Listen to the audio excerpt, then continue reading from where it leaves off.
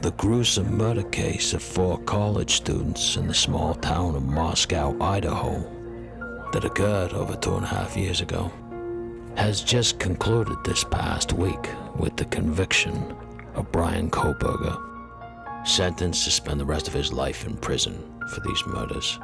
And on this episode of Getting to Know the Dead, the True Crime Edition, we're going to be taking an in-depth look at those murders and the outcome of that subsequent trial.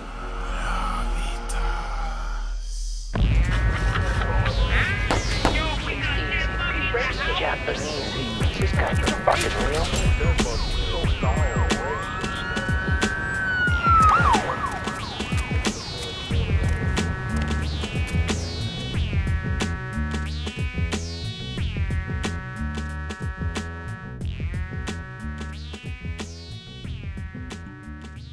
And welcome to another episode of Getting to Know the Dead. And I am your host, DEADBUG. And welcome to those who are joining us from that cesspool that is known as YouTube, who like to shadow ban any creators who are worth their pinch of salt. You know, I had a very concerned troll who about a week or so ago left a message saying that they found my channel disgusting and everything about me disgusting, and they hoped that I had lost my funding to create. Well, oddly enough, no, I'm still around and still plenty of funding, but I choose to do it on Patreon, where I get paid for my efforts. And if you want to hate on me, you gotta show up and you gotta pay at least $1. And over there, you get hundreds of my films, all the stuff that's been removed off of YouTube, and there's plenty of it. And you also get weekly podcasts, and this is one of them, as well as many other series that you can enjoy. And all of them starting at just $1. So please enjoy this one, which is an example of what you're getting over on Patreon. So anyhow, onwards and upwards. You know, in this racket that I'm in, which I've been doing, I can't believe how long I've been doing it, but you know, I started out in 2015 working at Crime and Investigation Channel, or CI, making content there. And then I went out on my own and started a YouTube channel, which was taken down for its repeated violations. And proving you can't keep a bad man down, I started another YouTube channel, which was eventually shadow banned, which is still there. Some people watch it, I guess. And doing what I do, I guess I can confidently say that nothing shakes me. I figure I've seen it all, every kind of crime scene photo.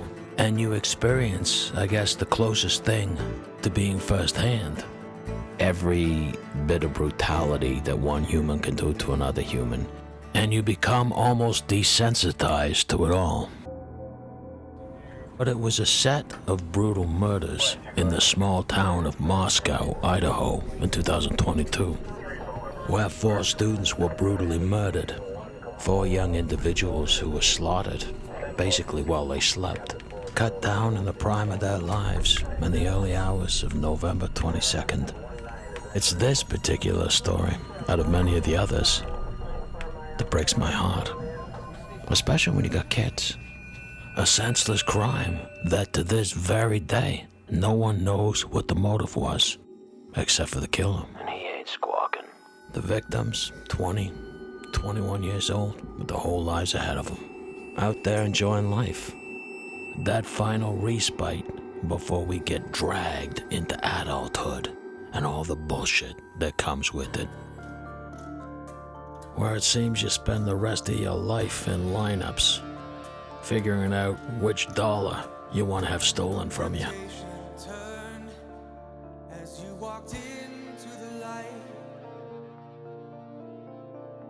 And in this episode, I'm going to take a deep dive into the case, but also listen to the witness statements from the family members who refused to be victims of this killer as well.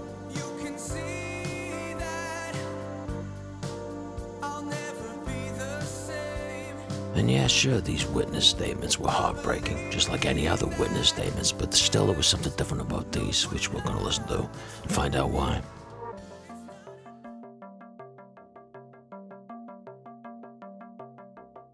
And 2 of these witness statements are from two of the survivors of this massacre, Bethany Funk and Dylan Morrison, and they have yet to speak to no one, no news outlets, nothing, until now, their impact statement. And boy, was it worth the wait. Because they didn't hold back for the cameras. They weren't interested in niceties, virtue signaling or whatnot. This case was so emotionally charged that even the judge, Stephen Hippler, he condemned Kohberger and he broke down in tears himself. The judge, I've never heard of a case. And I've been doing this a long time. I remember I was a crime reporter throughout the 90s. And I've been to a lot of trials. I've never seen a judge get tears in his eyes. I mean, this is how emotionally charged this case was. When you got a judge up there, a public servant, squeezing out a few in front of a whole audience. They weren't even attempting to be non-biased. Now, although I'm sure most of you know the details of the murders, I'll go over it again, do a quick overview. The students had all been out enjoying a typical Saturday night in a small town. Best friends Madison Morgan and Kaylee Gonzalez had been at a local bar, partying, doing a few tequila shots and partaking in substances, while 20-year-old Xana Canoodle and her boyfriend Ethan Chapin were out at a frat party. Probably doing much of the same as their roommates, but they were young after all. Returning to their rented accommodation in the early hours of November 13th. And it was shortly afterwards that criminal justice student 30-year-old Brian Kohberg entered their home, breaking into the 3-floored, 6-bedroom house shortly after 4 a.m. Through the glass sliding doors in the kitchen that hadn't been properly locked, and this is while most of the students slept.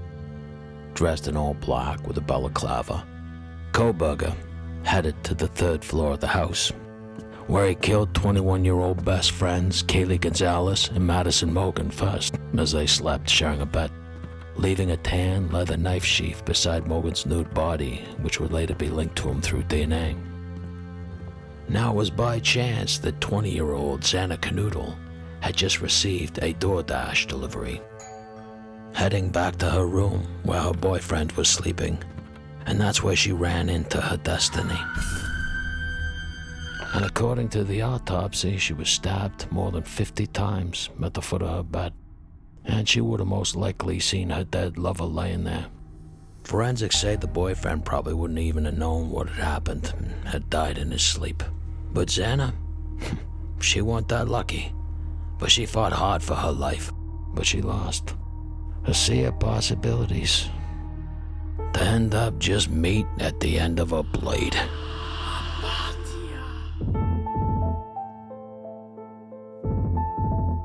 Now, for reasons that we may never know the reason why, two of the roommates, Bethany Funk and Dylan Morrison, their lives were spared. And you can only imagine if there is such a thing as survivor's guilt. These two are suffering from it. Could you imagine? Could you imagine surviving that? Especially when the murders seemed so random. It wasn't like they were hiding and got away with something. It just seems random. It seemed like he chose to kill these individuals while letting the others live. And when you hear the survivors' accounts of the murders, it really does leave you baffled. Why were they left alive while the others weren't? Most notably, Dylan Morrison.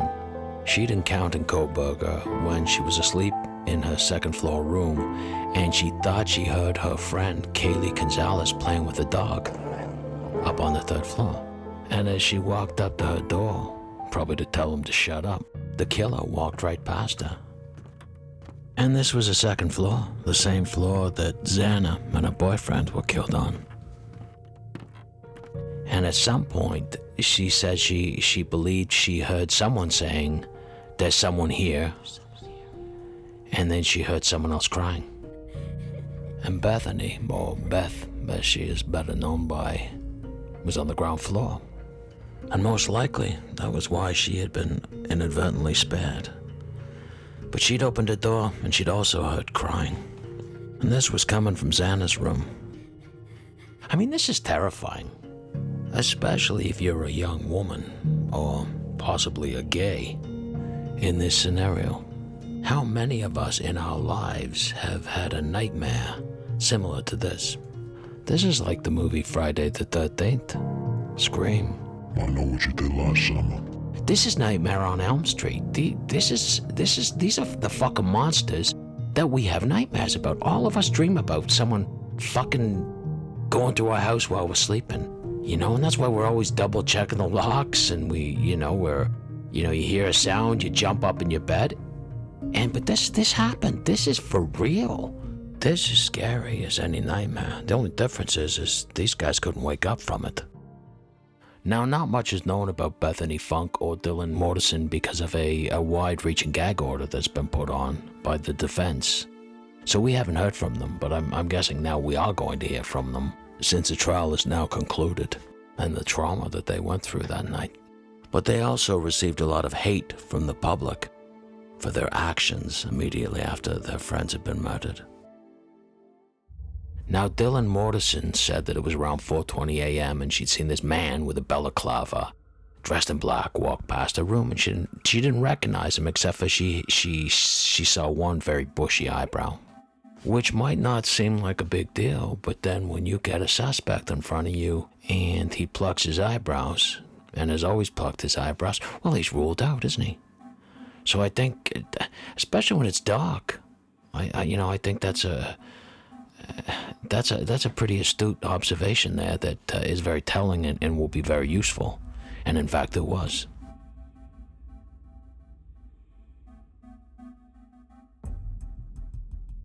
Now, Dylan Morrison told the cops that she figured she was still a bit high. Stoner chicks turned me on, but she figured that it was around 4:17 or somewhere thereabouts. And she also figured that the individual who passed by her door, only a foot away, wearing a black balaclava and matching outfit with a muscular build, was taller than her, and she was 5'10". And there was a security camera that was less than 50 feet from where she believed Xana and her boyfriend were sleeping. And it had picked up the distorted audio of voices and someone whimpering, followed by a loud thud. And you could also hear a dog barking in the background, which we would later discover belonged to Kaylee Gonzalez, and it was a golden doodle, which I'm guessing is a cross between a Labrador and a poodle. But I bet she'd wish she'd had a pit bull at that stage. But regardless, the dog was found unharmed, cowering under her bed. Now, interestingly enough, the survivors, the two girls who survived this gruesome murder, said that the dog had been acting strange a couple of weeks before the murder, and had a habit when let out, running away from them and going up into the forest behind the house. If you'd seen a photograph of the house, it's surrounded by hills and there's a forest there. And the dog had developed a habit of running up into the forest. And one of the girls, Dylan, had said that she had gone out with Murphy the dog to let him use the bathroom. And up in the surrounding hill, there was a man watching her. And when she challenged him and met his gaze, he didn't budge, he just kept staring at her. And then when she'd quickly gone in to get one of her boyfriends, to come out and see, she came back and this guy was gone. So there's the theory that the reason that Murphy the dog didn't start barking and freaking out was that Koberger had befriended the dog. He was possibly feeding it. He'd been hanging around the house, and when they let him up to go take a shit in the forest, he was up there watching the house. And so the dog was familiar with him, which I think is a pretty good theory. And you know, something that they haven't been stating too much in the news and the articles and that, but these were good-looking girls. I mean, when we're talking that no one knows motive here, and you know, we don't know the motive, do we? But these were good-looking girls. This weren't a house full of pigs. You know, there were no gristle or double baggers in there. This was all prime beef. This were all down to lust, and Ethan Chapin, well, he was just collateral damage. Wrong place, wrong time. The oldest story in the storybook. Madison, Kaylee, Xana. They were good-looking girls. Maybe this guy bumped into them in a bar, flirted with them, said hi. Maybe they gave him the high hat, and now he had a hatred for good-looking girls. And the rest of the story writes itself. I mean, it's easy to like the not-so-good-looking girls because, they're more given. They're more open to conversations. It's the good-looking ones that aren't the friendly. I mean, how many times have you seen an ugly girl be rude to you in a bar? Well, except for a butch lesbian, but otherwise they're given. And they're better in bed. I mean, let's be honest here. Yeah. I guess it's just the good Lord being fair and balancing things out. It's an interesting theory, the whole dog thing and befriending the dog. It's a creepy theory, but I think it's a valid theory. And one of the other creepy aspects of this is that Dylan Morrison said that she'd heard a man's voice, like she'd heard sobbing, coming from Xana and the boyfriend's bedroom. And she heard a man's voice say something like, "It's okay. I'm going to help you." It's okay. I'm going to help you. That's terrifying. I mean, considering that this guy would have been holding a large hunting knife. Or a large military knife, as investigators have since described it. A weapon that has never been found. Now it's around 4:30 a.m. in the morning, and everybody in the house is dead, except for Murphy the dog, Dylan Morrison, and Bethany Funk. Unbeknownst to them, of course. And Dylan and Bethany are in different parts of the house. Dylan's on the second floor, and Bethany is on the ground floor, in her room. And they're terrified. They know something's happening, but they don't know what, and they're texting each other. But they're also texting and calling their dead roommates, who unbeknownst to them have already passed. Dylan texted a friend Kaylee at 4:32, saying please answer. Now as the moments tick by, both of the young women are becoming more frantic in their texting, and you can see this when you see the transcript of the texting by the spelling errors and the speed of the messages. At one point, Dylan attempted to call Bethany, and Bethany cut off the call and texted back, "Shut the fuck up." And then Beth texted, "Come down to my room." Dylan answered, I'm too scared, and Bethany said, "It's better we're together than alone." It was then that Dylan told Beth what she'd seen, and that she'd seen a guy in a balaclava dressed in black pass right by her. Even though he saw her, he did nothing. And Bethany's response was, text speak, but she just said, "What the fuck? What the fuck?" And although we don't know what time it was, Dylan eventually ran downstairs to Bethany's room, where they both cowered in the closet. Now, remarkably, there were no calls to 911 till around 11:48, or around that time. And this was obviously jumped upon by the defense, who said that these girls had spent an inordinate amount of time on their phones texting and on social media before they called the authorities. Now, psychologists say that this is, there was a multitude of factors that could have played into the delay for this. And she said that when we're faced with trauma and fear, we all have different ways of responding, and there's no way that's written in stone. There's no right or wrong when it comes how we respond to this sort of thing. And, I totally agree. I mean, they're hiding under the bed. They don't know if this guy's downstairs making a sandwich. They don't know. And the girls, the young girls here. And I mean, there for the grace of God, I don't know what I'd be doing. Who fucking knows? Maybe I'd be hiding under the fucking bed. We can all paint a scenario of what we do and how we might react to any scenario, but I mean, we'll never know unless we're in the scenario. And these defense lawyers, I guess they were just trying to paint a picture that these girls, they weren't that stressed. They were just, fucking around, texting on Instagram or whatever.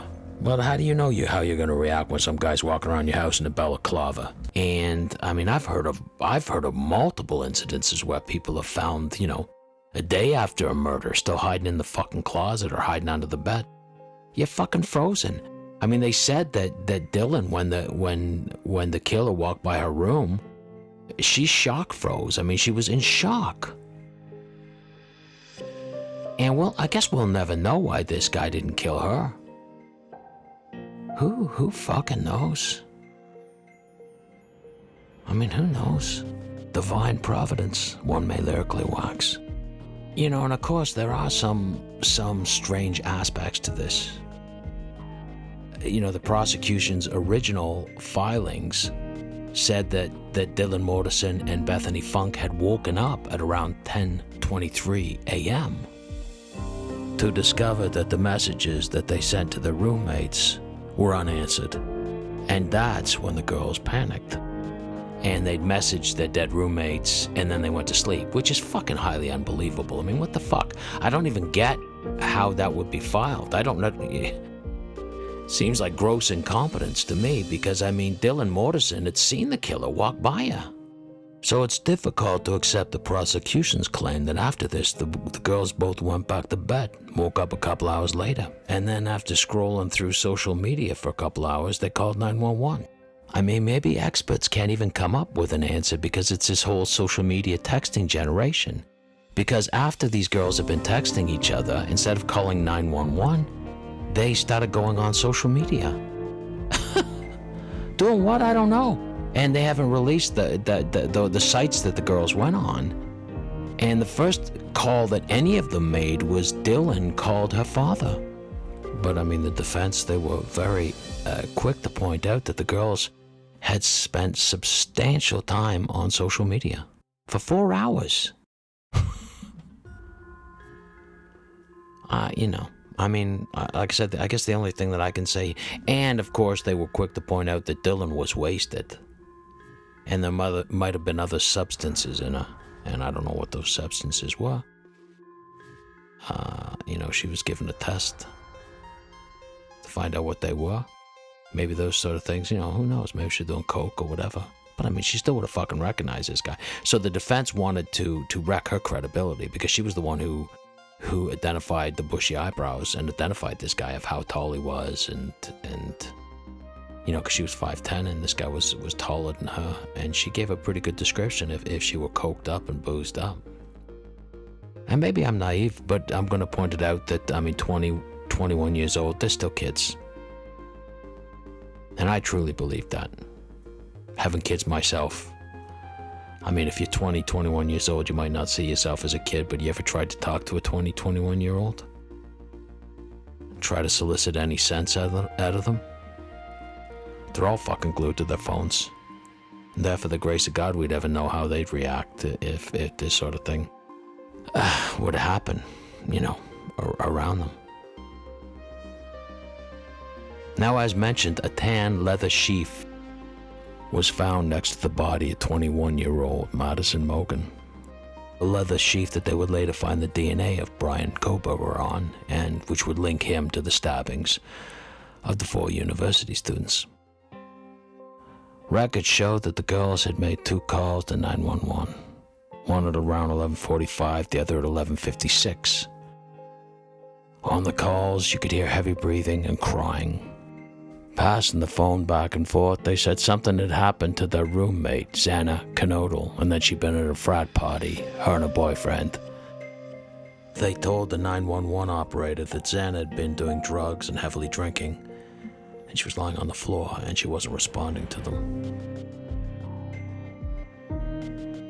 When cops arrived 20 minutes later, give or take a few, they found Xana Knodel, 20, and Ethan Chapin, 20, laying dead on the bedroom floor, naked. When they walked up to the 3rd floor, they found Kaylee Gonzalez, 21, and Madison Morgan, 21, laying in bed together, both nude, both dead. The pink sheets they were on were now red, along with the duvet cover, and both of them had visible stab wounds, too many to count. After the murders, the town of Moscow was terrified, and the cops, well, they went surprisingly quiet, letting hearsay and rumors run rampant. Drugs, a serial killer, lesbian infidelities, and a jealous boyfriend.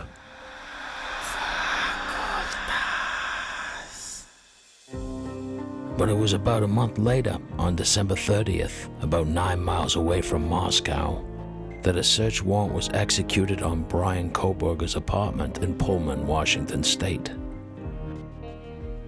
And he was arrested that same day at his parents' home in Pennsylvania.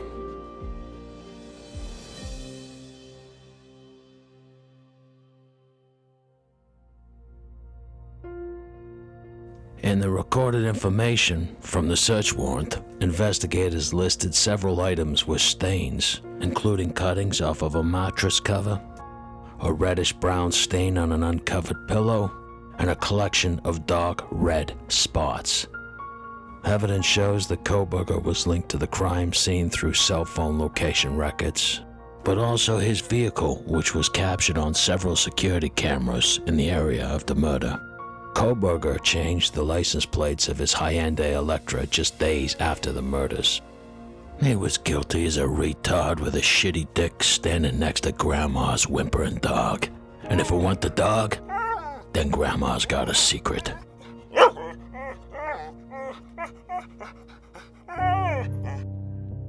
From the onslaught of the trial, Brian Koberger pleaded not guilty and denied having anything to do with the murders, who 6 days before the trial's conclusion pleaded guilty so he could avoid the death penalty. But it was hardly a deal, because he ended up getting 4 life sentences, and he would spend the rest of his life 23 hours a day in solitary confinement. And although murders come and go, in this case it will be the impact statements that stand out and are remembered in many people's minds. My name is Bethany Funk, and I was roommates with Maddie, Kaylee, Xana, and Ethan. I not only lost some of my best friends, but I also lost a sister. Never in a million years would I have thought that something like this would have happened to my closest friends. I thought that we were going to wake up and go upstairs, see them, and tell them how they had scared us, and that they were going to tease us about how we are constantly scaredy cats. I make jokes about it as we would go to Taco Bell like always. But sadly, that is not what happened and what turned out to be my worst nightmare. When I first woke up that morning, I had no idea what happened. I woke up around 7 with a terrible toothache, so I called my dad, who is a dentist, and he asked what I should do. He told me to take Advil, so I did, and I went back to sleep. I was still out of it and still didn't know what happened. If I had known, I of course would have called 911 right away. I still carry so much guilt for not knowing what had happened and not calling right away, even though I understand it wouldn't have changed anything, not even if the paramedics had been right outside the door.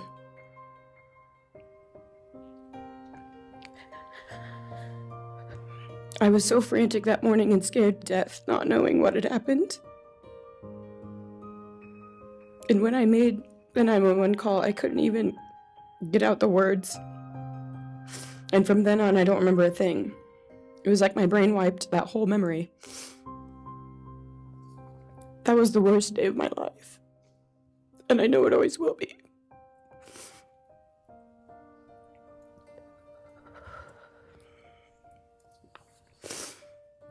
While I was still in shock, trying to process the fact that my friends were truly gone, I had been attacked by the public. I was grieving, numb, and unsure of what had happened was even real. And at the same time, I was getting flooded with death threats and hateful messages from people who did not know me at all or know the dynamic of our friendship.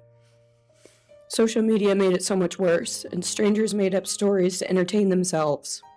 The media harassed not just me, but also my family. People showed up at our house. They called my phone, my parents' phones, other family members' phones, and we were chased while I was still trying to survive emotionally and grieve the loss of my friends. I hated and still hate that they are gone, but for some reason, I am still here and I got to live. I still think about this every day. Why me? Why did I get to live and not them?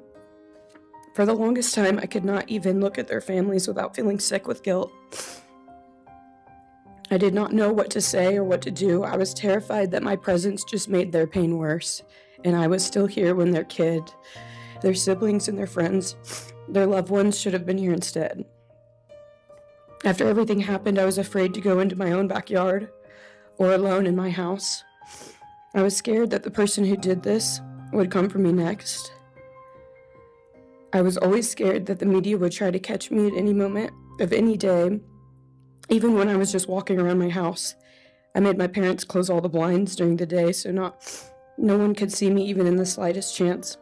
I barely left the house, and when I did, I made sure I was never alone. I slept in my parents' room for almost a year.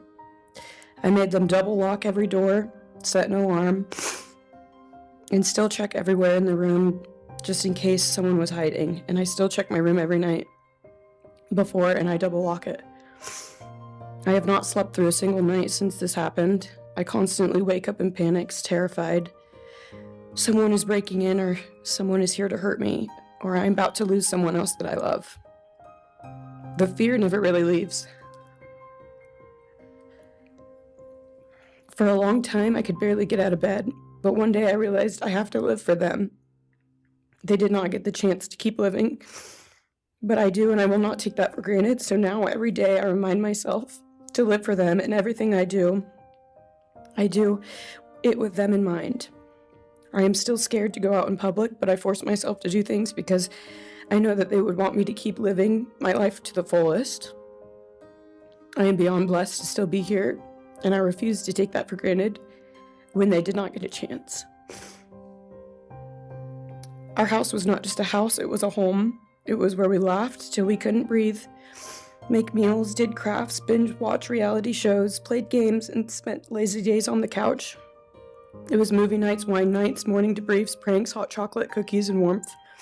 I will cherish those memories forever, and I will not let what happened erase how special our home was or how much those memories meant to me. Now, I would like to share some bits and pieces of who they were as people and some of the memories that we shared. One of my favorite memories was Halloween, and we all went to Sigma Chi. But instead of partying, we just sat in an apartment, talking and laughing all night long. I do not think I've ever laughed that hard in my life. We did not care about the party, we were just happy to be with each other. Xana was 1 in a million. She was the life of the party.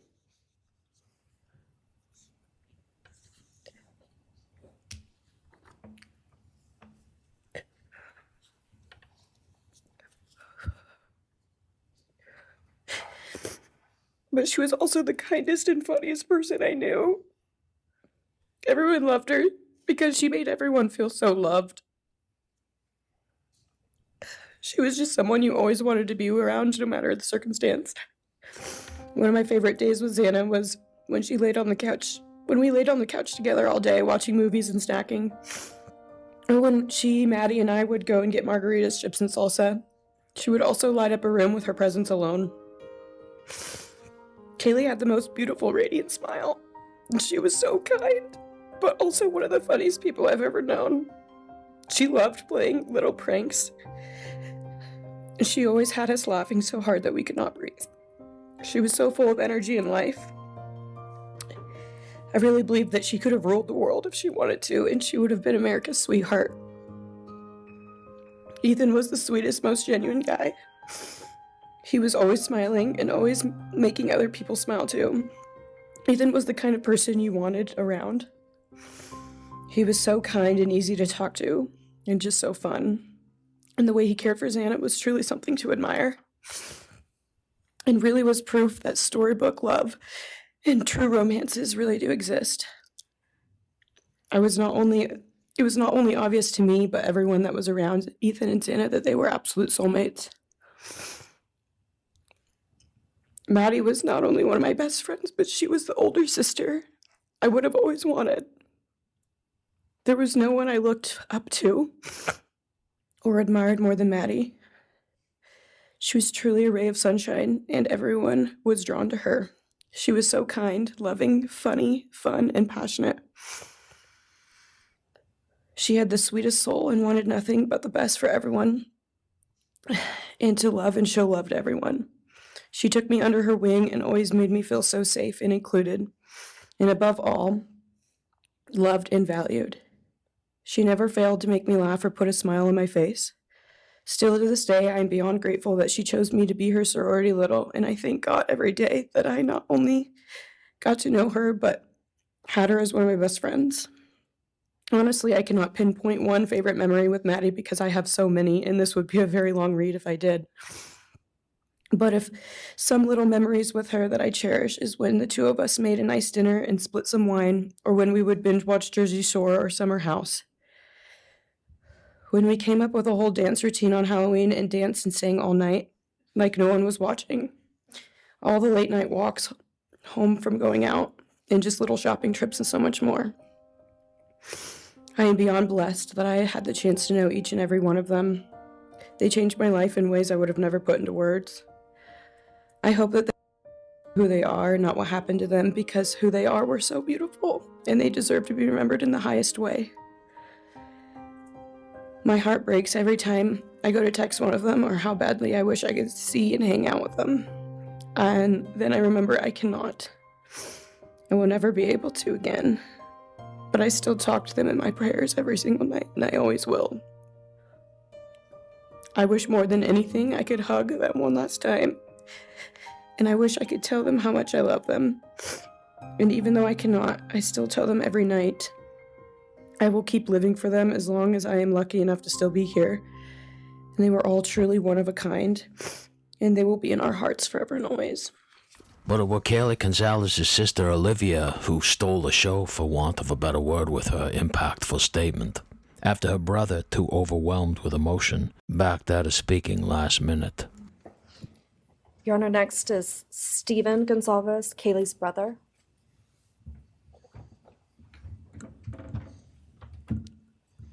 Stephen's actually gonna pass. I'm gonna go. Okay. Olivia Gonzalez, Kaylee's sister. Hello, I'd like to start by thanking the court for allowing me the time and opportunity to speak today. My name is Olivia, and I'm the big sister of Kaylee Gonzalez, and I was blessed to love Madison Mogan as a sister too. I'm not here today to speak in grief. I'm here to speak in truth. Because the truth is, my sister Kaylee and her best friend Maddie were not yours to take. They were not yours to study, to stalk, or to silence. They were two pieces of a whole, the perfect yin and yang. They are everything that you could never be. Loved, accepted, vibrant, accomplished, brave, and powerful. Because the truth about Kaylee and Maddie is they would have been kind to you. If you had approached them in their everyday lives, they would have given you directions, thanked you for the compliment, or awkwardly giggled to make your own words less uncomfortable for you. In a world that rejected you, they would have shown mercy. Because the truth is, I'm angry. Every day I'm angry. I'm left shouting at the inside of my own head everything I wish I could say to you. The truth about me is when I heard the news, I didn't cry. I listened for them. I promised them I would, that I would fight for them, that I would show up no matter what it cost me. I swore I'd never let them feel alone. Because you see, I've always been their heavyweight. I've always been the one to fight the battles they didn't feel ready to fight themselves. All it ever took was a call, and they knew I would handle it for them, no matter the time, no matter the cost. They could wave their white flag because they knew I would never back down, not for them. And not even death could change that. Somewhere along the line, I started to think about what I would say to them if I was given just one last chance. If I could gather enough heartbreak or love or sacrifice or whatever it took to get just one message across. What would I say? Throughout this entire process, I've written my feelings down at every moment, my wishes, my love, my denial, my anger. And as one final act of love, I'd planned to read these thoughts even jarring and discombobulating and not even making sense. Because for me, that was true love. As bare and as naked as it could be, not laced in pretty words or dressed for the occasion, but written through bleary eyes at 2 a.m. with clenched fists, angry at this reality. My true final act of love was to continue on without them, for them. That dream to read aloud my love to them, to bring meaning through pain, was the latest blow in realizing you don't deserve it. And Kaylee and Maddie don't need it. Kaylee and Maddie have always known my love, and they would never ask me to prove it by further victimizing myself to a defendant who has shown no guilt, no remorse, no apprehension. They would say to me, "Why would you give the satisfaction of showing vulnerability now? You promised you would never back down." And for that clarity, I'm thankful. I won't stand here and give you what you want. I won't offer you tears. I won't offer you trembling. Disappointments like you thrive on pain, on fear, and on the illusion of power. And I won't feed your beast. Instead, I will call you what you are: sociopath, psychopath, murderer. I will ask the questions that reverberate violently in my own head, so loudly that I can't think straight most any day. Some of these might be familiar, so sit up straight when I talk to you. How was your life right before you murdered my sisters? Did you prepare for the crime before leaving your apartment? Please detail what you were thinking and feeling at this time. Why did you choose my sisters? Before making your move, did you approach my sisters? Detail what you were thinking and feeling. Before leaving their home, is there anything else you did? How does it feel to know the only thing you failed more miserably at than being a murderer is trying to be a rapper?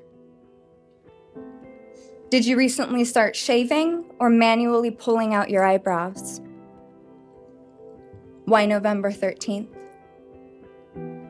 Did you truly think your Amazon purchase was untraceable because you used a gift card? How do you find it enjoyable to stargaze with such a severe case of visual snow? Where is the murder weapon? The clothes you wore that night? What did you bring into the house with you? What was the second weapon you used on Kaylee? What were Kaylee's last words? Please describe in detail the level of anxiety you must have felt when you heard the Bearcat pull up to your family home on December 30th, 2022. Which do you regret more? Returning to the crime scene 5 hours later, or never, ever going back to Moscow, not even once, after stalking them there for months? If you were really smart, do you think you'd be here right now? What's it like needing this much attention just to feel real? You're terrified of being ordinary, aren't you? Do you feel anything at all? Or are you exactly what you always feared? Nothing. If you're so powerful, then why are you still hiding, defendant? You see, I'm here today as me. But who are you?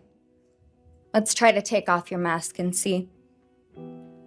You didn't create devastation. You revealed it in yourself. And that darkness you carry, that emptiness, you'll sit with it long after this is over. That is your sentence. And it was written on the wall long before you ever pled guilty. You didn't win. You just exposed yourself as the coward you are.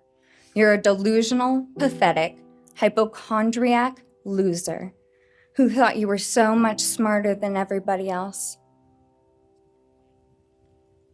Constantly scolding, turning your nose up to grammar mistakes, nitpicking and criticizing others. You wanted so badly to be different, to be special, to be better, to be deep, to be mysterious. You found yourself thinking you were better than everyone else, and you thought you could figure out the human psyche and see through it, all while tweaked out on heroin. Lurking in the shadows made you feel powerful because no one ever paid you any attention in the light. You thought you were exceptional, all because of a grade on a paper. You thought you were elite because your online IQ test from 2010 told you so. All of that effort just to seem important. It's desperate.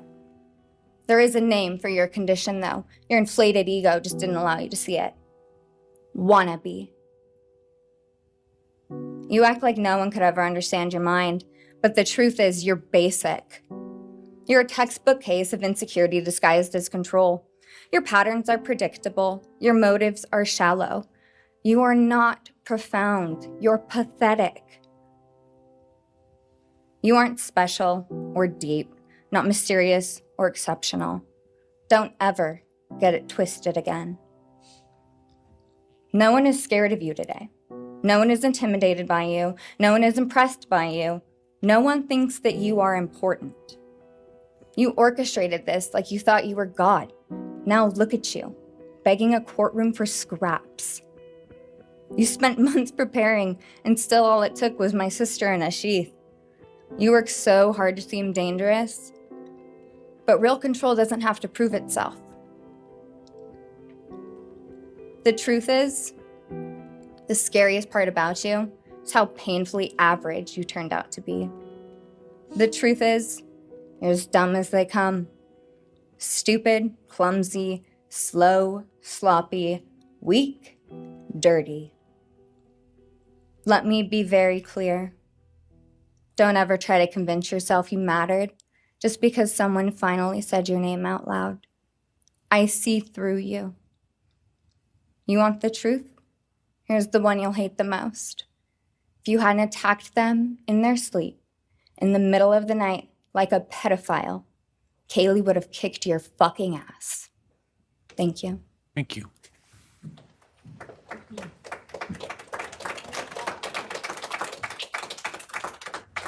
With Kaylee Gonzalez's father turning the podium and facing the man who'd killed his daughter. Your Honor, next would be members from the Kaylee Gonzalez family. First will be her father, Steve Gonzalez.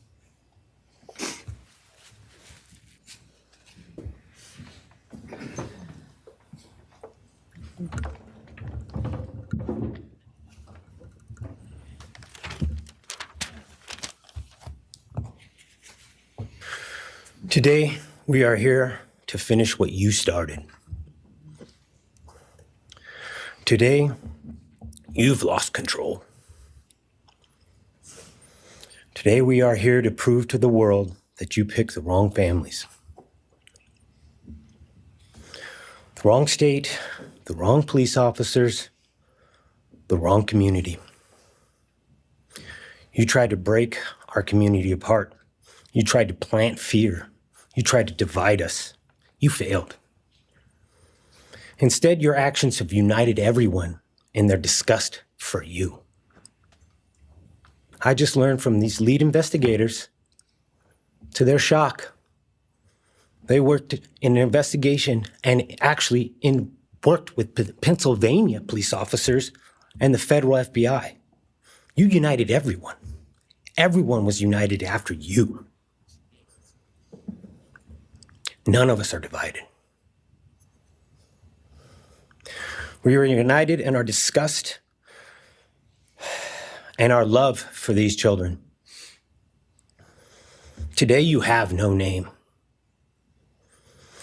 Because when this all started, we all came together and we said, let's stop even talking about his name and just use initials. So even the media just calls you BK.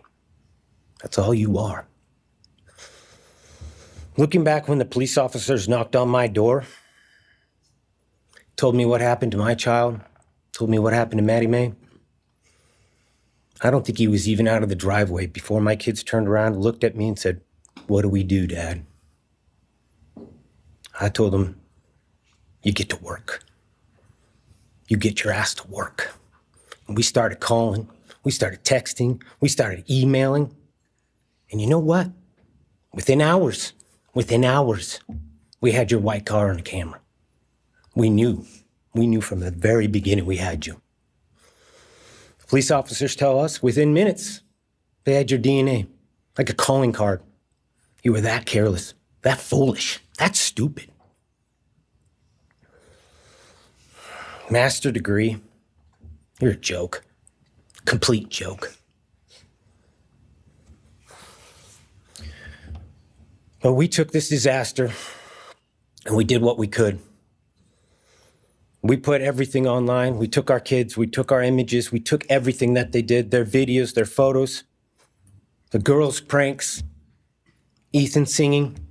We put it out there, we shared it with the world. And the world united. And all they ended up, when they talked about this case, is they talked about Kaylee Jade, Maddie Mae, Xana, and Ethan. Everything what these people meant to us, a father, a mother, a brother, a sister, we shared that with our community. Then we shared it with our state. We shared it with the country, and eventually we shared it with the world. The world's watching because of the kids, not because of you. Nobody cares about you. You're not worth the time, the effort to be remembered. In time, you will be nothing but two initials forgotten to the wind. No visitors, nothing more than initials on an otherwise unmarked tombstone. From this moment, we've all started. From this moment, we will forget you. We want to all leave in closing. One last thing. You picked the wrong family, and we're laughing at you on your trip to the pen. That will be today or tomorrow. I'll close with,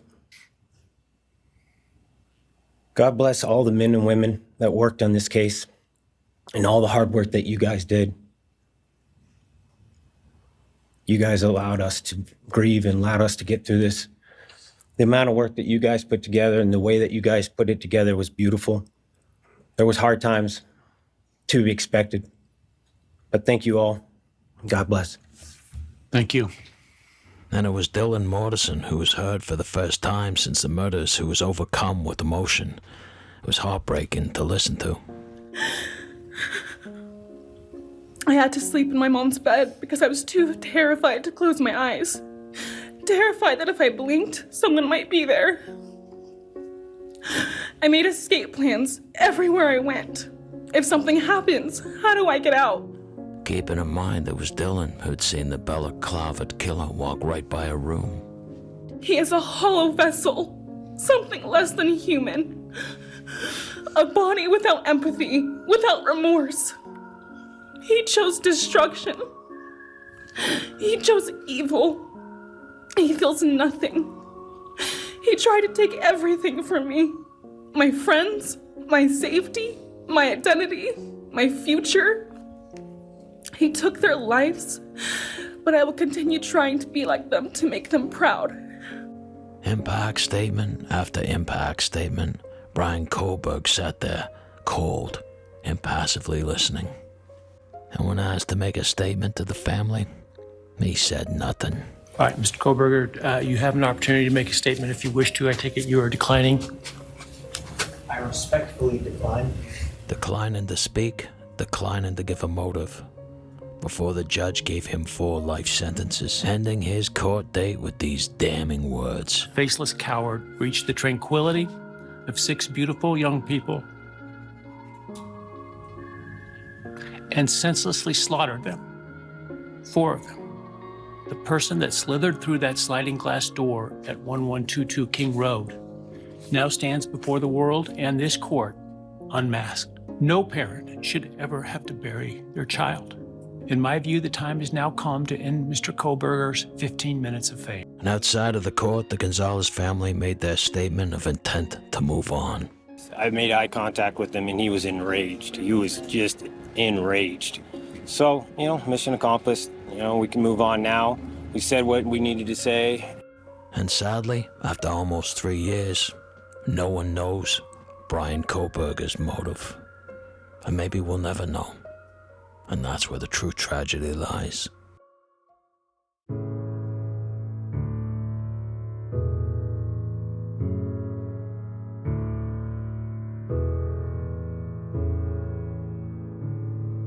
In the morning, you're kissing her name and her face. She put you firmly there in your place. Once the wary neighbor is gone on his way, and you run out of reasons to stay. Past the fashion store, the barber and the cops. Idling, I'd leave the bus and never came. Crowded with sins on a long, lonely train. Watched with all a subtle disdain. She looked beyond you. Words to unsay. She probably forgot you. Oh, but anyway.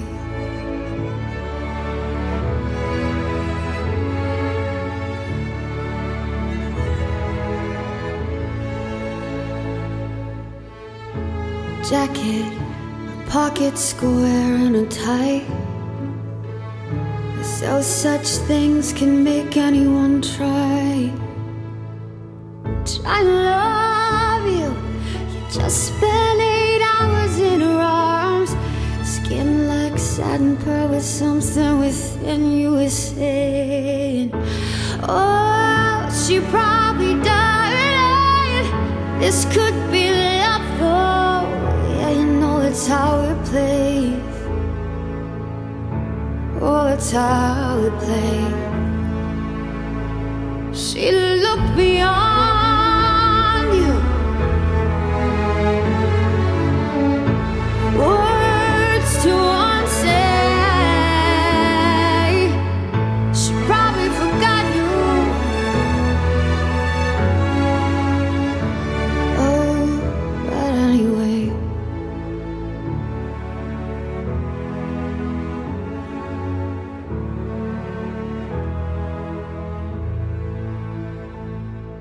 In the office, stains on your shirt, red like blood and something like dirt.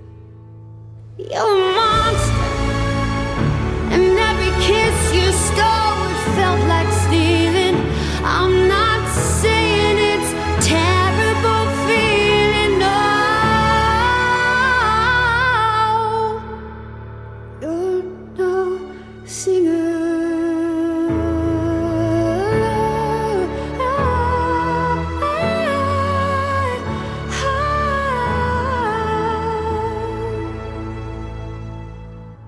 Her voice fell with the light in the room, slid its way to the ceiling.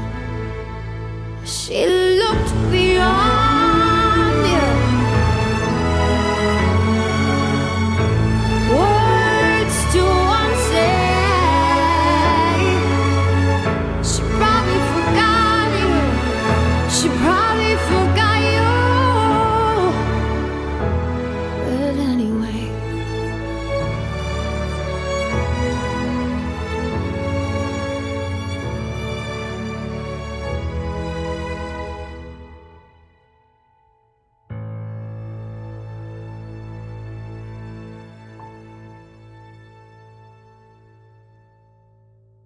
You've been listening to a DEADBUG podcast. And remember, when those other true crime podcasters fail to post You know the score. and give you excuses like, Hey everybody, I'm dealing with life. Thanks for your patience. Good content coming soon. or I stubbed my toe then banged my head while making a Pop-Tart, remember, DEADBUG always delivers, and he gives it to you hard. Oh, jeez! Walk it off, you fucking sissy. You're bullying me. Yeah, maybe a little bit. A little bit.